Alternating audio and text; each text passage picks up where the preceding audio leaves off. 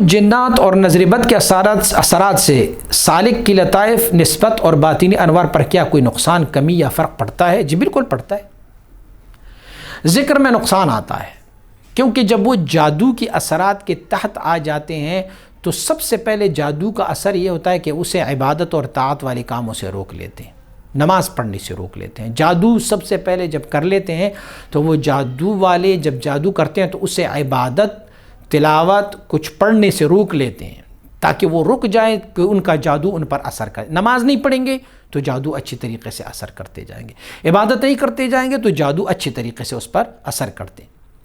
ان کو جادو کے اثرات کی وجہ سے نسبت سے دور کر لیتے ہیں۔ میاں بیوی پر جادو کریں تو دونوں کو الگ کیا جاتا ہے، اسی طرح مرید اور پیر پر جادو کرتے ہیں تاکہ یہ مرید پیر سے الگ ہو جائے، تو نسبت بھی ختم ہو جاتی ہے۔ باطن کو یہ مقدر کرتے ہیں کیونکہ یہ وسوسے ڈالتے ہیں، جادو کے ذریعے جنات اور شیاطین کو مسلط کرتے ہیں اور آپ کی باطن پر یہ وسوسے ڈالتے رہتے ہیں۔ طریقیات میں بھی یہ رکاوٹ ہو جاتے ہیں۔ جب آپ کا عبادت نہیں ہے، آپ کی نماز نہیں ہے، مرشد سے دور ہو گئے ہیں، باطن مقدر ہو گیا تو پھر یہ آپ کی ترقیات میں ظاہری طور پر یہ رکاوٹ ہے، ظاہری ترقیات میں بھی اور باطنی میں بھی، کیونکہ جب سحر و جادو کر لیتے ہیں تو آپ کے کاروبار، آپ کی زندگی، یہ سارا کچھ جو ہے وہ ختم کر دیتے ہیں۔ اور جب آپ ظاہری طور پر، مالی طور پر پریشان ہو، باطنی طور پر پریشان ہو تو پھر آپ عبادت اور طاعت میں آپ کو کیا لذت اور مزہ مل جاتا ہے۔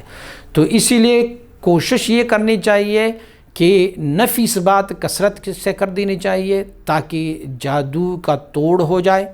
آیت الکرسی اور فلق اور ناس کی صورتیں اور بسم اللہ الذی لا یضر مع اسمہ شیء فی الارض ولا فی السماء وهو السمیع العلیم، اس کا تکرار کر دینا چاہیے۔ حضور نبی اکرم صلی اللہ علیہ وسلم کی اذکار الصباح اور اذکار المساء کو پڑھ دینے چاہیے، اس سے بندہ اللہ کے ذمے میں چلا جاتا ہے، پھر کوئی سحر اور جادو جو ہے اس پر اثر نہیں کرتا۔